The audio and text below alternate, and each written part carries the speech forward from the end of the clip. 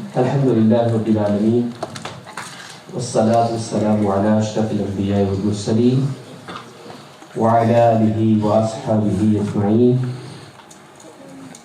أما بعد فأعوذ بالله من الشيطان الرجيم. بسم الله الرحمن الرحيم. قال الله تعالى عز وجل في كلامه المجيد شفاء لما في الصدور. وقال في مقام آخر إن الله وملائكته يصلون على النبي يا أيها الذين آمنوا صلوا عليه وسلموا تسليما. اللهم صل على سيدنا ومولانا محمد وعلى آله وأصحابه وبارك وسلم. الصلاة والسلام عليك يا رسول الله وعلى آلك وصحابك يا حبيب الله. الصلاة والسلام عليك يا رحمة للعالمين وعلى آلك وصحابك يا خاتم النبيين. آج میں نے انتہائی اہم اور ایسی باتیں چند صرف شارٹ میسج میں کرنی ہیں جو شاید ہی آپ نے سنی ہو، اور میری کوشش یہی ہوتی ہے کہ آپ کو ایسی بات سنائی جائے جو آپ نے پہلے کم سنی، اور تاکہ آپ کے علم میں اضافہ ہو. کیونکہ آپ بھی ٹائم نکال کے آئے ہیں. اللہ تعالیٰ عز و جل ہمیں اس رات کے صدقے میں مولا کریم اپنی بارگاہ میں قبول فرمائے. قرآن پاک کے اندر آج ختم قرآن ہوا ہمارا اس رات میں 27th night of Ramadan. We have completed the Quran, alhamdulillah. It's mentioned in Hadith, our beloved Habib sallallahu alaihi wasallam has said, "Man khatama al-Qur'ana falahu da'watun mustajaba." Whosoever completed the Quran, Allah Azza wa Jal will grant him a da'wat mustajaba. What's the meaning of da'wat mustajaba? دعائے مقبول. کیا؟ کہ جہاں قرآن ختم ہو، جس شخص نے قرآن ختم کیا، اللہ تعالیٰ اس کو یہ توفیق دیتا ہے تم جو مانگو میں تمہیں عطا فرماؤں گا. تو الحمدللہ ہم نے یہاں قرآن ختم کیا. ہماری التجائیں ہیں، دعائیں ہیں، ہمارے سینوں میں ہیں. حافظ صاحب نے ہمارے لیے کی، اللہ سب دعائیں ہماری قبول فرمائے. میں نے چھوٹی سی آیت پڑھی ہے، شفاء لما فی الصدور. قرآن کے بارے میں اللہ تعالیٰ نے خود فرمایا دس قرآن is شفا for your صدور، for your قلوب، for your hearts. یعنی اس قرآن میں شفا ہے. قرآن پاک میں لفظ شفا جو ہے یہ 6 بار استعمال ہوا ہے. 6 times قرآن کے اندر لفظ شفا has been used. ان کو کہتے ہیں آیات شفا. کیا کہتے ہیں؟ وَإِذَا مَرِضْتُ فَهُوَ يَشْفِينِ شِفَاءٌ لِمَا فِي الصُّدُورِ وَنُنَزِّلُ مِنَ الْقُرْآنِ مَا هُوَ شِفَاءٌ وَرَحْمَةٌ لِلْمُؤْمِنِينَ. یہ جو آیتیں ہیں ان کو کہا جاتا ہے آیات شفا. ایک حضور رحمۃ اللہ تعالی علیہ قرآن کے حافظ تھے، عالم تھے. اللہ تعالیٰ نے ان کو ایک بڑا خوبصورت بیٹا عطا فرمایا تھا عرصے بعد. وہ اپنا واقعہ خود بیان کرتے. اس کو بیماری ہو گئی. اس ٹائم میں جو آج میڈیکل سائنس جہاں ترقی کر چکی ہے ویسے پہلے تو نہیں تھا. بہت سے اطباء کو، ڈاکٹرز کو جو اس ٹائم کے تھے دکھایا، شفا نہ ہوئی. مایوسی کی کیفیت اینڈ پہ بندے پہ تعریف رہتی. It is natural. یہ نیچرل میں اس لیے کہہ رہا ہوں کہ انبیاء کرام علیہ السلام بھی بعض اوقات اس کیفیت کے اندر چلے جاتے ہیں جو بندے پہ نیچرل کیفیت آ رہی ہوتی ہے. لیکن مایوسی نہیں ہم اسے کہیں گے کہ کسی منظر کو دیکھ کر، جیسے میرے آقا کریم علیہ السلام نے کئی بار بدر کے مقامات پر کیا دعا کی، یا اللہ اگر آج یہ مٹ گئے نا تیرا نام لینے والا کوئی نہیں ہوگا.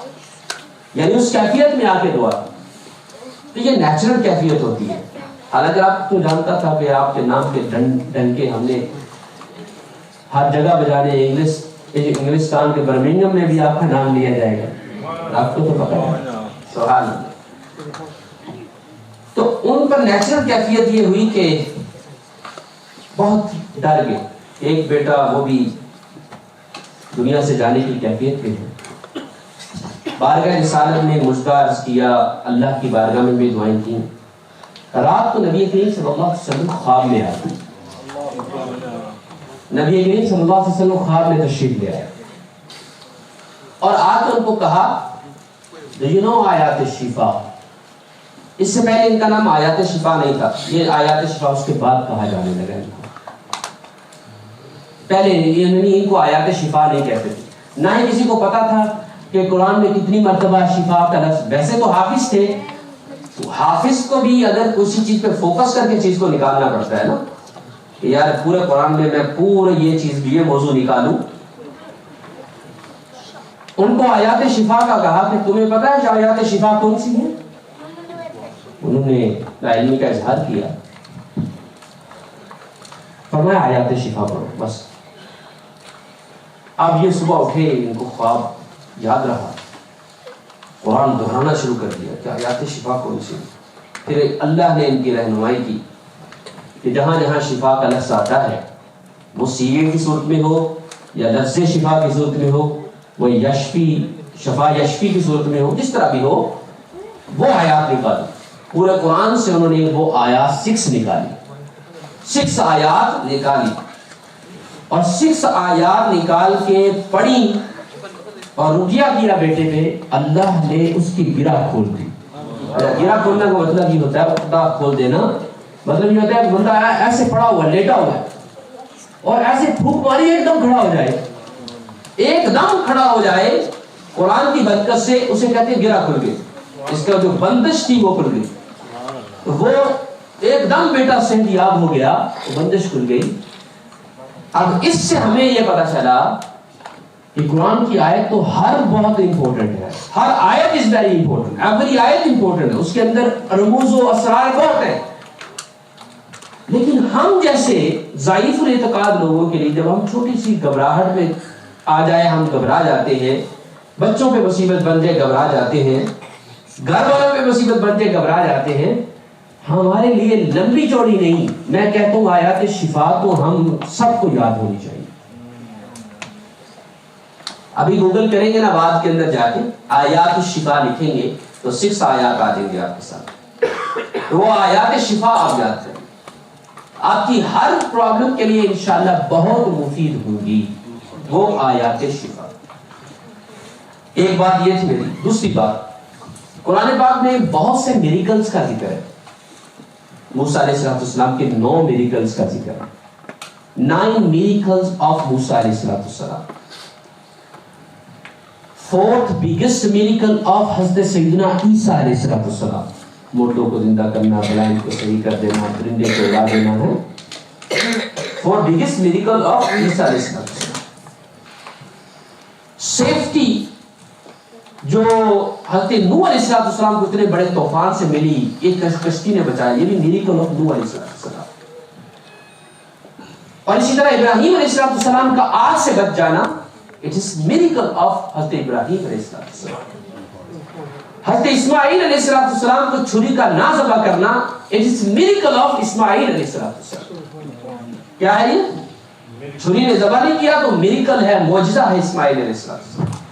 ایک جنت سے مینڈے کا, ایک دمبے کا آ جانا, it is also miracle of the both prophets.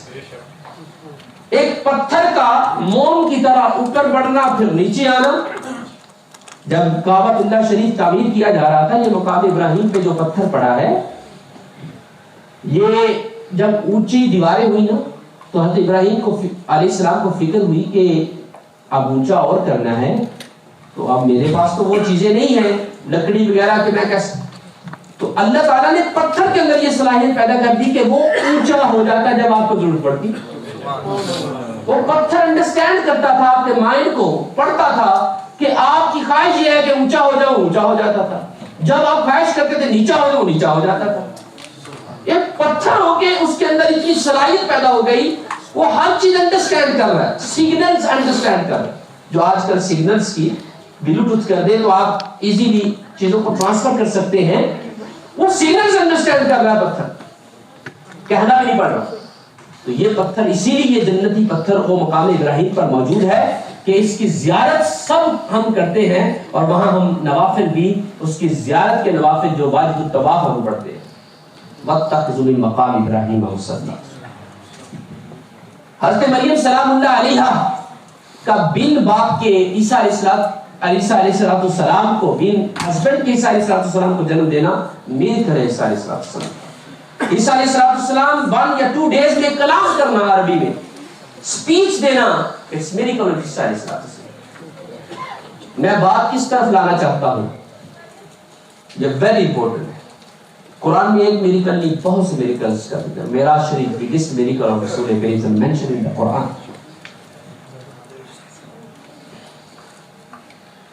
Ghulam Ahmad Qadiani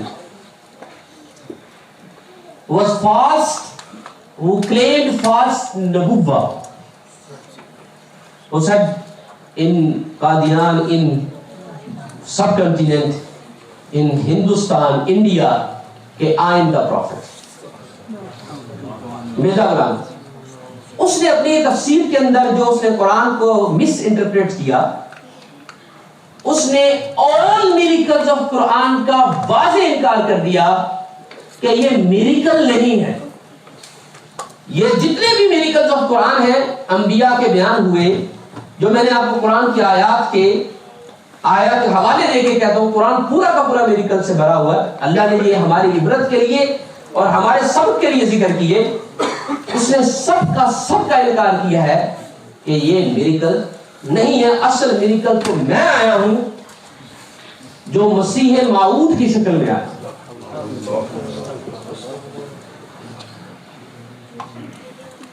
وہ مرزا غلام احمد قادیانی، اس کو آپ کے گھر میں چلنے والے چینل میں مسیح موعود کہا جاتا ہے. آپ کہیں میرے گھر میں چلنے، اسکائی پہ چلنے والا چینل، وہ ہمارے گھروں میں بھی چل سکتا ہے، کسی کے گھر میں بھی چل سکتا ہے. میں ایک پریکٹسنگ مسلمان کے گھر گیا، وزٹ تھا میرا،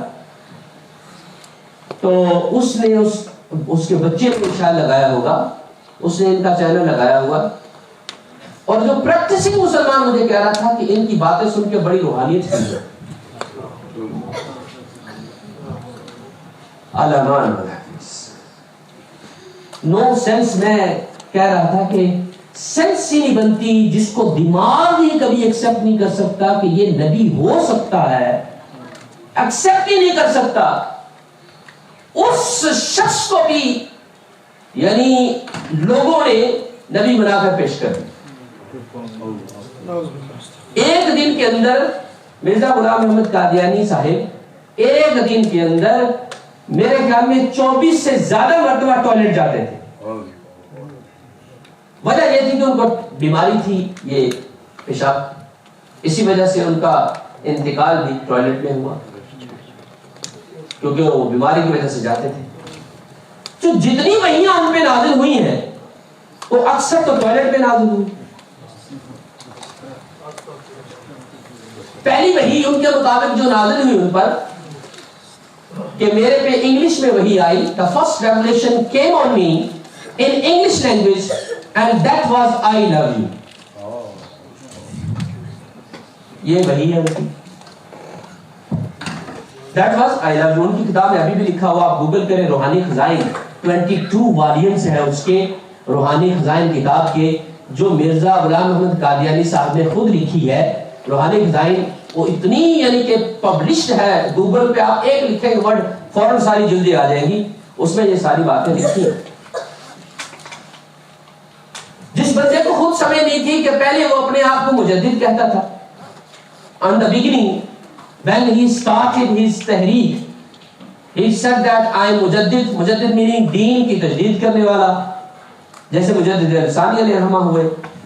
اس کے بعد خود ہی کہتا ہے نہیں مجھے غلط فہمی ہوئی ہے، میں مجدد نہیں بلکہ میں محدث ہوں، حدیث پڑھانے والا. اس کے بعد جب فالوئنگ کی اور تعداد بڑھ گئی، پھر کہنا نہیں، اس کلیم سے اس نے پھر واپس یو ٹرن لیا، اس نے کہا نہیں، اصل میں عیسیٰ علیہ السلام نے آنا تھا نا، میں عیسیٰ بن کر آ چکا ہوں، اب عیسیٰ علیہ السلام کی فکر چھوڑ دیں۔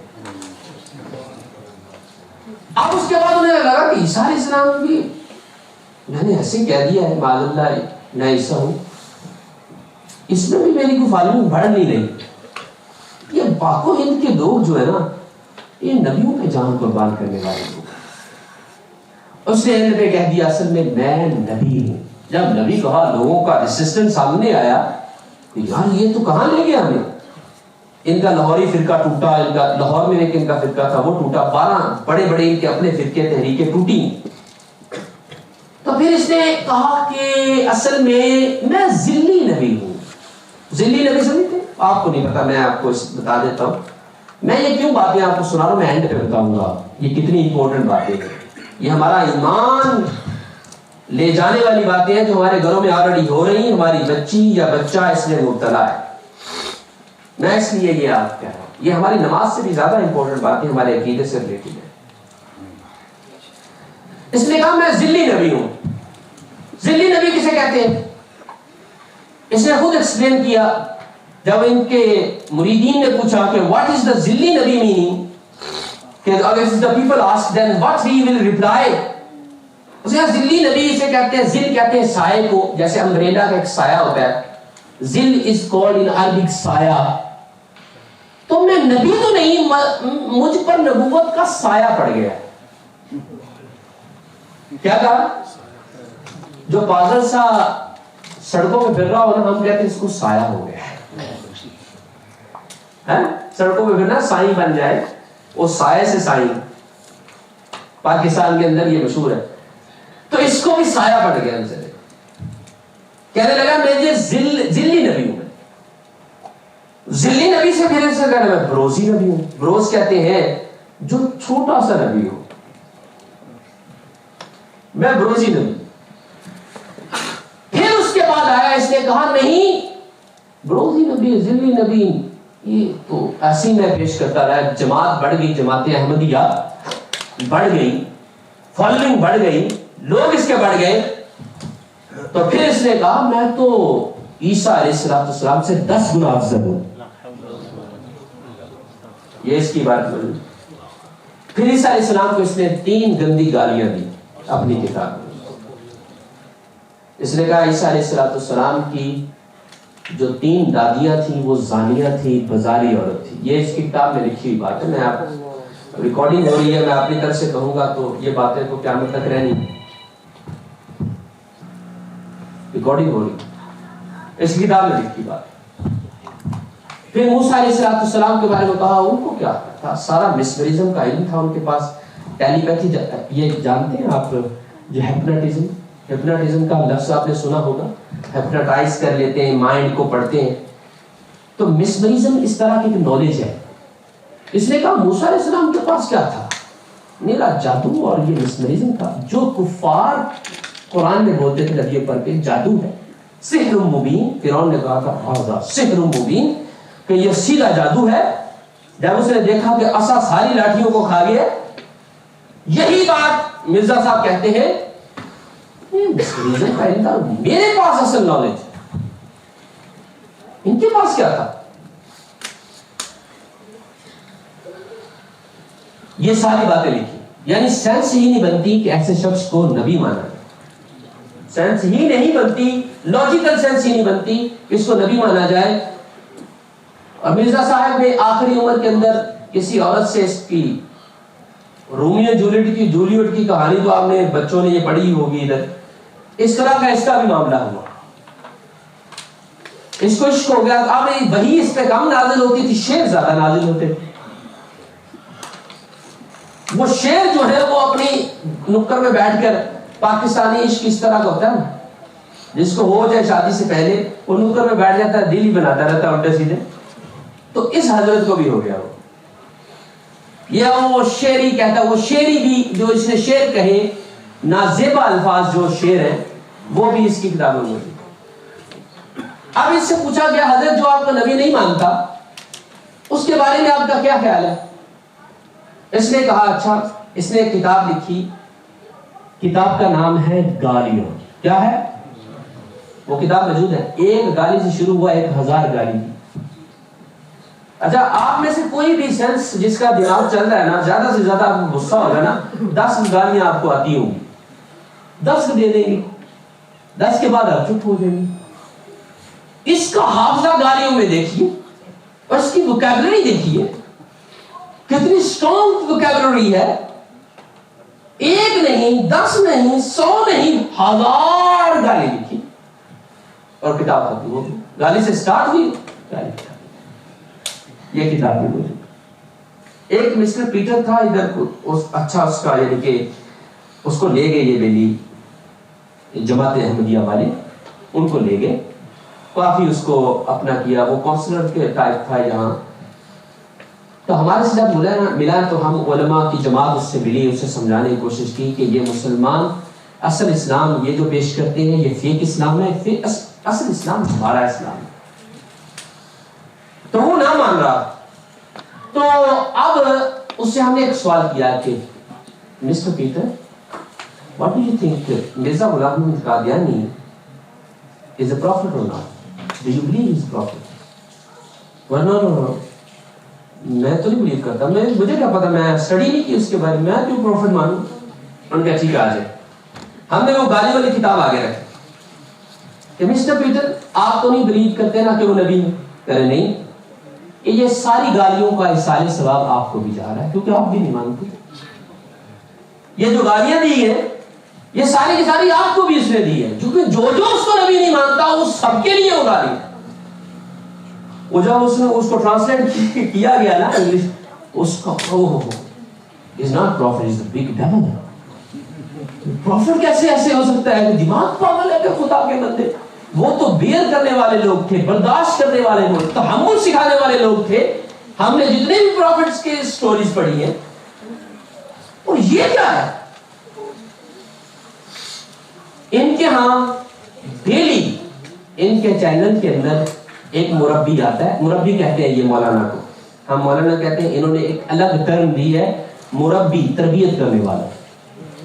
مربی کہتے ہیں. مربی آتا ہے، وہ 10 چیلنج دے کے جاتا ہے مسلمانوں کو کہ اگر تم یہ کہتے ہو کہ مسیح موعود علیہ السلام پروفٹ نہیں ہے، اچھا اس کا جواب دو، اس کا جواب دو، اس کا جواب دو. ہم مسلمانوں کو ایک بندہ بھی ایسا نہیں ہے کہ وہ اس پہ ٹائم ویسٹ کرے، اس کو جواب دے. ہم تو اس لیے ہمارے کام ہی بڑے ہیں. میرا کام تو سب سے بڑا یہ ہے کہ میں نے اس مسجد کا قرضہ لپیٹنا ہے، پھر میں جا کے اس میں پڑھوں گا. ورنہ قرضے والے بھی ہمارے دوست ہیں، ان کو بھی واپس کریں. مسلمانوں کے پاس یہ ٹیم ہونی چاہیے کہ اسکالرز کی ٹیم، جس کو ہم پے کریں، ہم لگائیں اس بات پر کہ ہماری آنے والی اولادوں کا ایمان بچا دو. یہ تو گھر تک آ گئے. یہ فکر کن کو ہے؟ صرف ایک عالم کو جس کے 100 کام ہم نے جس کے ذمہ لگا دی، نماز بھی پڑھانی، جنازے پہ بھی جانا، ختم بھی اس نے آ کے پڑھنا ہے، دینے بھی 200 پاؤنڈ ہم نے ان کو، اور اس کے اوپر بھی قرضہ کافی ڈال دیا ہے. وہ بیچارہ ریسرچ کرے گا، وہ کتنا کا ٹائم اس کو ملے گا؟ اس کی بھی فیملی ہے سارا. اس کے علاوہ جتنے اسکالرز ہیں ان کے 70-100 کام. میں نے کئی مرتبہ ان کی میٹنگ میں یہ بات رکھی ہے کہ ڈیلی ہماری یوتھ پہ آ کے ایمان لوٹ کے یہ بندہ جاتا ہے. کیونکہ وہ جو باتیں کرتا ہے نا، اس نے ایک بات یہ اٹھائی، اس نے کہا وائی لیبیا از تباہ ہوا، destroy, why Syria is destroy, why Afghanistan is destroy, why Gaza is destroy. Because whenever the people did not accept the real Nabi, تو اللہ عذاب comes to them. اب لاجیکلی وہ بات کیسی ہمارے ذہن میں ڈال گیا، ہمارے بچوں کے ذہن میں، کہ واقعی مسلمان ہر جگہ تباہ ہو رہے ہیں. اچھا مرزا غلام احمد کو نبی نہیں مانا، شاید اس لیے یہ عذاب آ رہا ہے. وہ یہ بات کرتے ہیں، چیلنج دے کے ہمیں چلا گیا. آج ایمان بچانا میرے آقا کریم علیہ السلام کی حدیث کے مطابق جو اس دور میں اپنا ایمان سلامت لے جائے گا، اس پر صحابہ نے بھی فخر فرمایا تھا. میرے آقا نے خود فخر فرمایا تھا کیونکہ ہمارے موبائل کے اندر ایک نہیں، ہمارے موبائل کے اندر اتنی بڑی ایکسس ہے، اتنی کنفیوژن ہے ہمارے لوگوں کو جو بیچارے قرآن نہیں جانتے. ہم سب کو، کیونکہ ہم نے سب نے قرآن کا میسج نہیں پڑھا، ہم سب احادیث نہیں جانتے، ہم سب فقہ نہیں جانتے، ہم اپنی ہسٹری نہیں جانتے، ہم نبوت، ختم نبوت کا معنی نہیں جانتے. ہم سب کے لیے اتنی بڑی کنفیوژن ہے یہ موبائل، کیونکہ اس پہ ہر بندہ ہمیں سننے کی عادت ہے، اور ہر بندہ ہمیں کوئی نہ کوئی ڈاؤٹ ہمارے ایمان پہ کریٹ کر کے چلا جاتا ہے، اور ہم اپنا ایمان اتنا سستا بیچ رہے ہیں کہ خدا کی قسم کبھی کبھی مجھے اتنا رونا آتا ہے پبلک پر. یہ کہتے ہیں سنو سب کی کرو اپنی، وہ خدا کے بندے کتنا تیرے اندر نالج ہے تو سب کی سن کے اپنے ایمان کو بچا پائے گا. علامہ ابن سیرین رحمۃ اللہ تعالیٰ علیہ قرآن کے حافظ، قرآن کی نالج، تفسیر، مفسر ہیں. ان کو علامہ ابن سیرین کو کتاب الرؤیا یعنی خوابوں کی تعبیر کا علم امام تھے. خوابوں کی انٹرپریٹیشن جو دیکھ خواب کی امام تھے. ان کے پاس ایک شخص آیا، کہنے لگا میں چند آیات آپ کے سامنے تلاوت کروں گا. میں تجھ سے نہیں سنوں گا. شاگردوں نے کہا حضور کیوں نہیں سن رہے؟ قرآن ہی تو پڑھے گا. مجھے پتا یہ گمراہ ہے، اس کے غلط معنی نکال کے میرے دل میں ڈالنے کی کوشش کرے گا. فرمایا آپ اس سے بڑے عالم ہیں، آپ اس کا جواب دے دیں گے؟ فرمایا نہیں، میرا ایمان زیادہ قیمتی ہے. ہو سکتا ہے میں جواب تو دے دوں لیکن میرے دل میں وہ بات بیٹھ جائے. توجہ والی بات ہے. ہو سکتا ہے میں جواب تو دے دوں لیکن وہ ایمان کے خطرے والی بات میرے دل میں بیٹھ جائے. اور میرا ایمان کا اتنا سستا ہے میں ہر بندے کو بیچتا پھروں. جس نے مجھے قبر میں بچانا ہے، جس نے مجھے حشر میں بچانا ہے، اور جس نے مجھے جنت میں لے کے جانا ہے، میں ہر ایک کو بیچتا پھروں. یہ لوگ تھے اپنے ایمان کی حفاظت کے اس طرح، اپنے اعمال کی حفاظت اس طرح کرتے تھے. اور خدا کی قسم ہمارا ایمان بڑا قیمتی ہے، کیونکہ ہمارے ایمان سے ہی فیصلہ ہونا ہے کہ یہ بندہ جنت میں جانا ہے یا دوزخ میں جانا. اعمال تو رب پر ہے، رب اپنی رحمت سے معاف کر دے گا. ایمان سے ڈیسیژن ہونا ہے. ایمان کو ہمیں بچانا ہے. میں یہ عرض کر رہا تھا، ہم نے جن بچوں کو، اپنے بچوں کو چھوڑ دیا ہے، اپنی بچیوں کو چھوڑ دیا ہے، اپنی بیوی سے احتساب نہیں کرتے کہ وٹ ایور وہ چاہے اپنے گھر میں چلائے. بچوں کو بزی رکھنے کے لیے 100 قسم کے کارٹونز وہ دکھائے گی تاکہ بچے بزی رہے. میں بھی بزی رہوں. میں کہاں بزی؟ سب سے بڑا موبائل. ٹھیک ہے، موبائل کے ساتھ بیوی بزی، بچے کارٹونوں اور ٹی وی کے چینل سے بزی. کوئی پتہ نہیں وہ کیا دیکھ رہے، کیا لے رہے، کیا ان کر رہے، کیا نکال رہے. پھر ہمارے بچے کیا امید اس پہ رکھ سکتے ہیں کہ یہ ہمارے فرما برداری کریں؟ یقین کریں میں آپ کو کہتا ہوں فرما برداری بڑی دور کی بات ہے. آپ کا حال پوچھنا بھی ان کے لیے دشوار ہو جائے گا.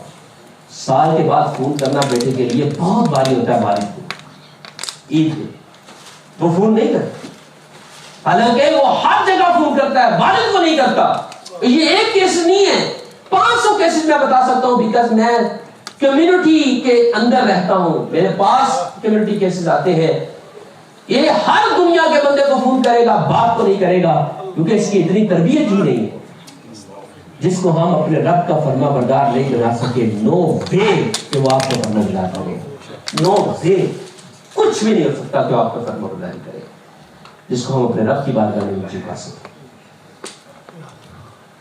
یہ امپورٹنٹ بات تھی جو میں نے آپ سے کرنی تھی. اس ملک میں رہ کر بھی اگرچہ اس ملک کی بہت سی سپورٹ قادیانیوں کو ہے، احمدی کمیونٹی کو ہے، لیکن اس ملک میں رہ کر ہم کام کر سکتے ہیں. ہم تو بڑے مظلوم لوگ ہیں. انہوں نے فیک اسلام پیش کر کے اپنے آپ کو مسلمان کہہ دیا. فیک. بعض اوقات لوگ پوچھتے ہیں، آپ جیسے دوست پوچھتے ہیں، یار تمہیں کیا تکلیف ہے؟ کرتے نہیں. ہم نے یہ کیوں نہ تکلیف ہو، ہمیں کیوں کرنا تکلیف ہو. دیکھو اگر کرسچینٹی کوئی کام کرتی ہمیں کوئی تکلیف نہیں ہے، وہ کرسچن اپنے مذہب میں کرتے ہیں. وہ یہ تو نہیں کہتے کہ یہ قرآن ہمارے والا، مسلمانوں والا، یہ ہمارا ہے. وہ ہمیں گمراہ، ہمارے بچے اس سے گمراہ نہیں ہوں گے کرسچینٹی، نہ یہود سے گمراہ ہوں گے، کیونکہ ان کی اپنی کتاب ہے. ہم اتنی کیا ہمارے بچے کیا چھوڑتے ہیں, نہیں یہ ان کا ریلیجن, ان کی بک ہے. ادھر تو مسئلہ ہی خراب ہے. ادھر تو یہ وہ آپ کا قرآن لے کے آئے گے. وَبِالْآخِرَةِ هُمْ يُوقِنُونَ. حافظ صاحب نے آیت پڑھی سورہ بقرہ کی, انہوں نے اس کی تفسیر کیا کی ہے؟ ہم نے کیا کہا ہے کہ اے محبوب جو آیتیں پہلے کتابیں نازل ہوئی آپ ان پر بھی ایمان لاتے ہیں, اور جو آپ پر نازل ہوا ان پر بھی آپ ایمان لاتے ہیں. اس سے مطلب کہ آپ کے بعد کوئی نازل نہیں ہوگا, ایمان کمپلیٹ ہو گیا. پہلے جو نازل ہوا ان پر بھی آپ کا ایمان, جو آپ پر نازل ہوا اس کے آگے قرآن نے ذکر نہیں کیا کہ آپ کے بعد بھی کوئی چیز نازل. مطلب ادھر کیا تھی, ختم نبوت ثابت ہو رہی تھی, انہوں نے اس کو بدل دیا. وَبِالْآخِرَةِ هُمْ يُوقِنُونَ کا انہوں نے ترجمہ پتا کیا کیا جو پاکستان میں پبلش ہوا, انہوں نے کہا وَبِالْآخِرَةِ هُمْ يُوقِنُونَ کا مطلب یہ ہے آنے والے نبی پر ایمان رکھنا, یقین رکھنا. حالانکہ بالآخرت کا مطلب ہیر آفٹر ہے, ہیر آفٹر کہ یعنی آخرت پر جو یقین رکھتے ہیں وہ اصل مومن ہے. وہ کہتے ہیں نہیں آنے والے نبی پر یقین رکھنے والے اصل مومن. تھوڑی سی بات بدلی, تھوڑا سا ترجمہ بدلا, سارا ایمان پلٹ کے رکھ دی, سارے دین کی اساس پلٹ کے رکھ دی. اب ہم یہ کہتے سنو سب کی کیا اتنا ہے ہمارے اندر قابلیت کہ ہم سب کی سن کے اپنا ایمان بچا لیں گے؟ نہیں. خدا را جو علم والے لوگ ہیں اور اللہ کا خوف رکھنے والے لوگ, ان سے قرآن کو پڑھیں, صرف انہی سے سنیں. جتنا آپ نے اپنے والد سے سنا, اپنے والدین سے سنا, وہ کس دین کو فالو کرتے تھے, وہ کس مذہب پر تھے, ان سے لے کر پھر اپنے اسکالرس کے پاس چلے تاکہ آپ اس قرآن سیکھیں. اللہ اس قرآن کا صدقہ ہم سب کو نصیب فرمائے, ہماری بلا حساب مغفرت فرمائے. اللہ تعالیٰ عز و جل ہمارے بچوں کے ایمانوں کی حفاظت کرے. اللہ تعالیٰ عز و جل ہم سب کے ایمانوں کی حفاظت فرمائے. 40% مجھے لندن سے اسکالر کا فون آیا, ہماری یوتھ 40% لندن کے اندر وہ اسلام چھوڑ چکی. 40%. میں کہا یار نہیں, یہ کیا آپ نے, اسے گنوائے. اس نے کہا لاسٹ ٹائم ایک بچے ینگ نے ہمارے یہاں اعتکاف کیا, اور ابھی آگے وہ مجھے کہہ رہا تھا کہ میرا کوئی اعتقاد نہیں خدا ہے یا نہیں. وہ یہ بات کہہ رہا ہے, پتہ نہیں اس نے یوٹیوب پہ کیا سنا ہے, کس کو سنا ہے, اس کا مائنڈ ایمان چلا گیا. ہم بڑے خطرے کی گھنٹی پہ بیٹھے ہوئے, ہماری ڈیوٹی بڑی ہے, رسپانسبلٹی بڑی. اس لیے میں یہ عرض کیا کرتا تھا, میرا سلوگن تھا سیو دا مساجد so your future generation will be saved. یہ مسجدیں ہیں جو ہمارے بچوں کو قرآن بھی پڑھاتی ہے, تھوڑا ترجمہ بھی بتاتی ہے, تھوڑا ایمان ہمارا تازہ. جیسے آج ہم جمع ہوئے, آج ہمیں ایک فکر پتہ چلی. کس نے فکر کی؟ مسجد نے نا. ہم مسجد میں آئے, گھر میں بیٹھے رہتے یہ فکر ہمیں ہونی تھی. یہ جو فکر ہے اس کا بھی ثواب ہے, ہمیں اپنے ایمان بچانے کی فکر ہے, اس کا بھی ثواب ہے. تو یہ مساجد میں تو ہے کہ ہم مل بیٹھ کے اپنی بات شیئر کرتے ہیں ایک دوسرے کے ساتھ. اللہ تعالیٰ ہمیں نصیب فرمائے. ابھی انشاءاللہ ہم دعا کرتے ہیں. میں بیٹھ جاتا ہوں.